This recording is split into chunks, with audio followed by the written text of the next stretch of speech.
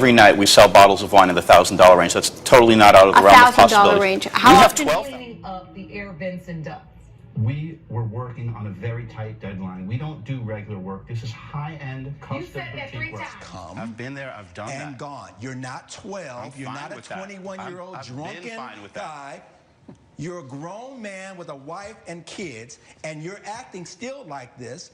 It's like there is hateration all over this situation. There is, Your Honor. Anything else you want to say, sir? I just want to know how much of my heart and soul my son and I put into this company. $12,000 bottles. I'll show you the menu right here. That's not my question. My question, how often do you sell a bottle of wine that's $3,550? Specifically $3,550, maybe one a month. In the $1,000 range. How often? In a $1,000 range, that's a different story. But anything over $1,000, how often is that?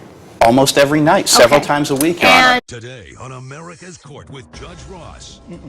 He's acting like I knew about his family situation, like this was a personal statement. Here's what's happening right now. Hold it. I said, And even here, you were like, I'm going to say what I have to say anyway. Screw you, Judge. In my courtroom, it's about equity and fairness. You want him to pay $628? Yes, Your Honor. All right, knock my socks off. Justice should be more than just some foreign concept. I actually want you to learn something. The law talks about something may in fact be true, but can they prove it? And that's what's tough. Fair, firm, compassionate. This is America's Court with Judge Ross. Andrew Harden claims he was intentionally sprayed with an unknown liquid during a hockey game and rushed to the hospital. Mr. Harden is suing Joe Walton in the amount of $1,250. Mr. Walton claims Mr. Harden was an obnoxious and disruptive fan and says the plaintiff was ejected from the game for taunting players, including himself. All rise. Remain standing and come to order. This court is now in session. The Honorable Judge Kevin Ross presiding. Ladies and gentlemen, you may be seated. All parties have been sworn, Your Honor. Third Deputy Thomas. Mr. Harden, you've got this case of injuries to the tune of $1,250. Yes, Your Honor. Prove your case, sir.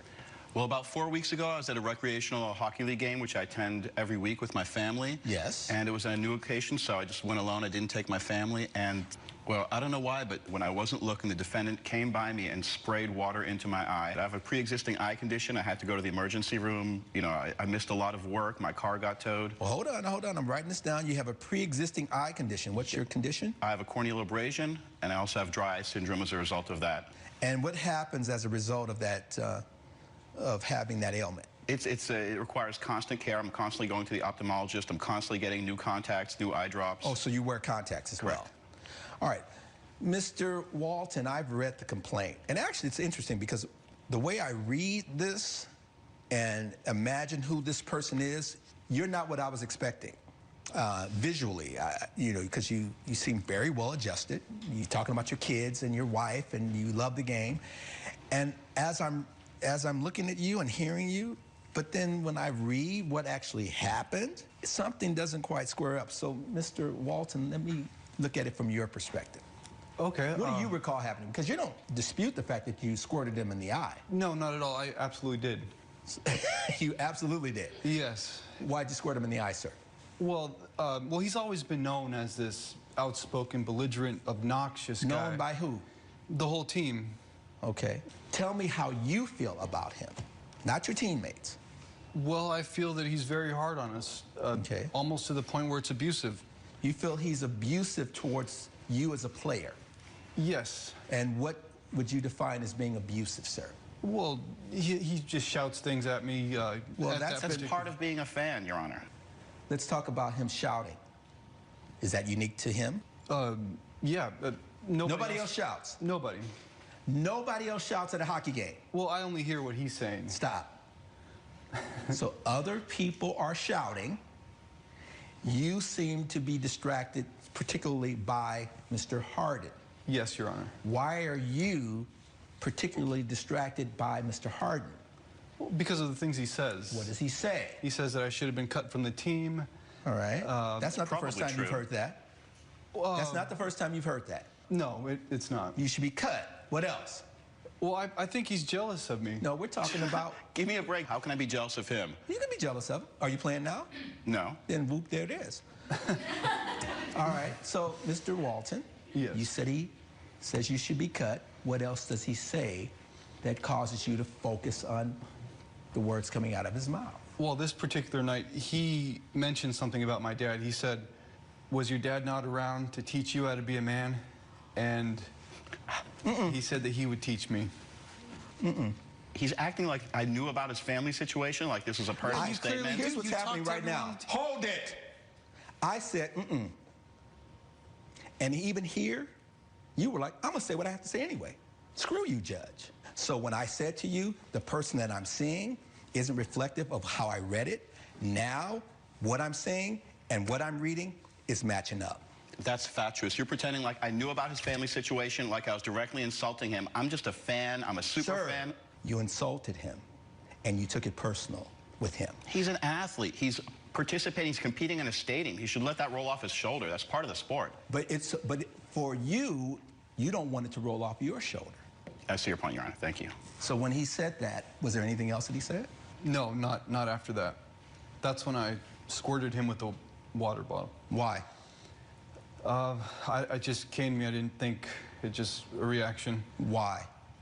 My relationship with my dad is not the best. Yeah, my parents divorced and he was never around. So that's why what he had said I took very personally. I'm not going to apologize for everything said, but I will apologize for that. I will apologize for having said that. Here's how you frame that sentence. I won't apologize for, but I will, as opposed to, oh man, my bad. I'm sorry first. Again, you go back to, that's not my problem, but now that I've heard the story, okay, I'm sorry. As opposed to starting with, I'm sorry, period. I don't think I deserve to have water squirted in my eye. That's a whole different conversation. That's a whole different level of respect. You being a player, you loving the game. Your children are out there watching you act like He's the one being disrespectful. Coming up on America's Court. Have you ever been removed? Maybe a few times in the past. That's yes. So if you've been removed on other occasions and you were removed today, or in this particular day, then you were removed for the behavior that you exhibited previously. It's not a crime. And later. Why shouldn't you pay if you're causing a noise problem? I shouldn't have to pay because this gentleman over here, Mr. Walter, he's actually phoned the police on me twice. Closed captioning provided by. If you'll be in the Los Angeles area and want to bring your case to court, call 1-888-552-6878. This is America's Court with Judge Ross. America's Court is back with the case of Andrew Harden, who is suing Joe Walton for personal injury. Bottom line is, you squirted the water. Yes. You suffered an injury. Yes, sir. And you want me to grant you $1,250 that he has to pay for because of water being squirted in your eyes. Correct. The emergency room visit, the parking costs. Show me. Take everything. Everything's in the folder. That's all right. Thanks.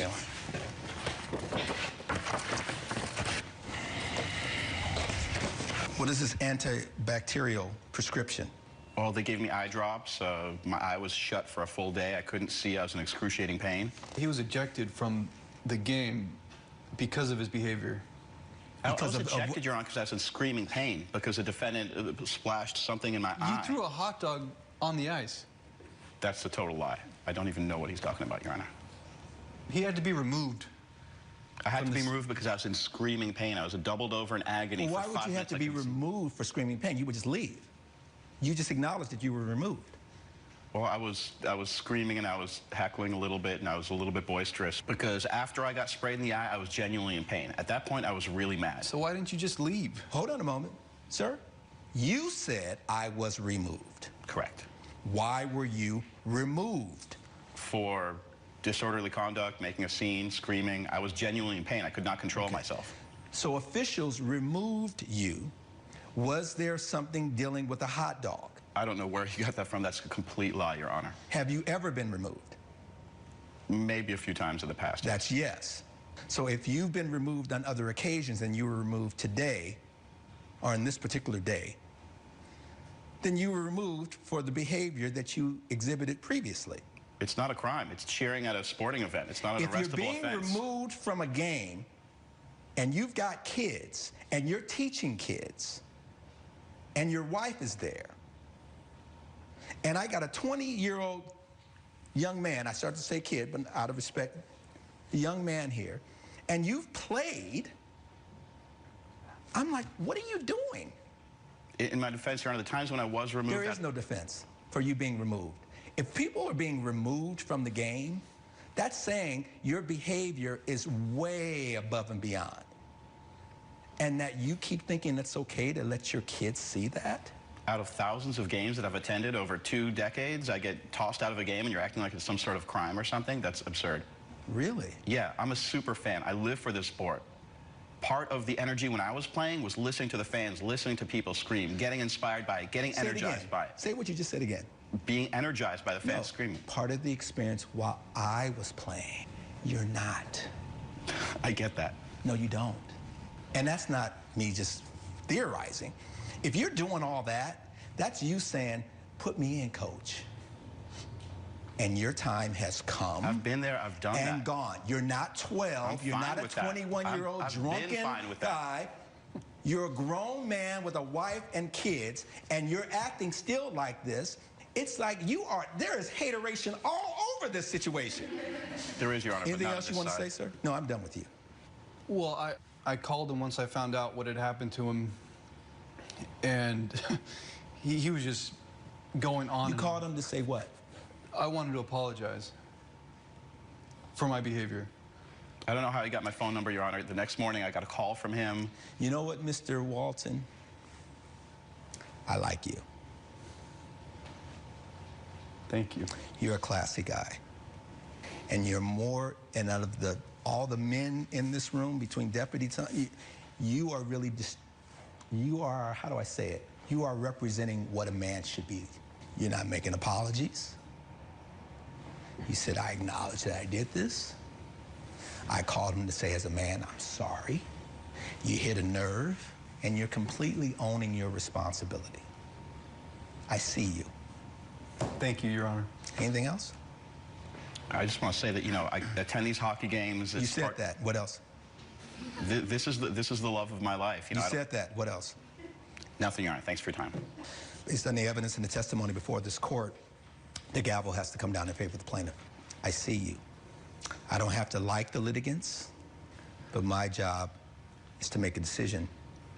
You committed an assault. Yes, Your Honor, I did. He was being an ass. Yes, Your Honor, he was. There are going to be others. Don't let somebody else steal your shine. Thank you, Your Honor. I won't. Judgment in the amount of $1,250. That is the order. Thank you. Judge Ross has ruled in favor of the plaintiff. The defendant has been ordered to pay $1,250. The judge made a great decision, but I am sorry for what I said about Joe's dad. I'm sorry, man. I didn't realize there were electrolytes in the water.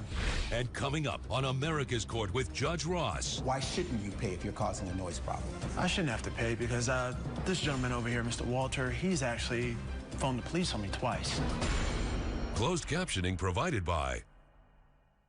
Mr. Mangoni claims Mr. Ramirez overcharged him for a bottle of wine. Mr. Ramirez says Mr. Mangoni knew how expensive the wine was before he ordered it.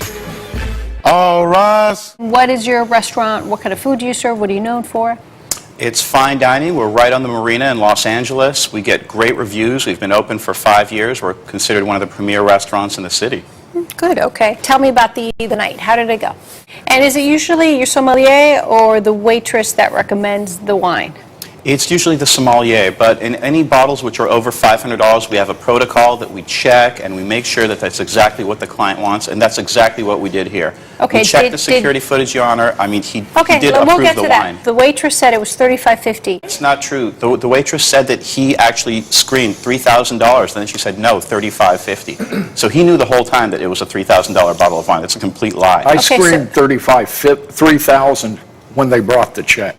How often do you sell a $3,550 bottle of wine at your location?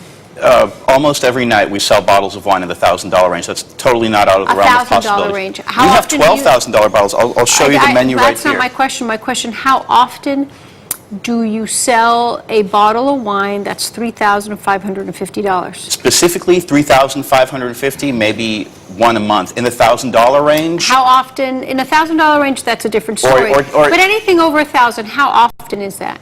Almost every night, several Okay. times a week, Your Honor. And Mr. Yeah, she did say 35.50. Okay, I need to get the story. We're back with the case of John Mangoni, who is suing Rico Ramirez for $2,000. I wasn't about to let him Why would you scam be us. charged with theft of service? What was your plan, Mr. Taylor, as a contractor? I realize, I have done a lot of construction and know a little bit about designing homes. I know that when the job is looking like it's just about done is usually the messiest moment, right? As you've got to just dot those I's and cross those T's. What was your plan in the final hours as it relates to cleaning up the air vents and ducts? We were working on a very tight deadline. We don't do regular work. This is high-end, custom You said that 3 boutique work. times. I just want to know how much of my heart and soul my son and I put into this company. I want to know what your plan was.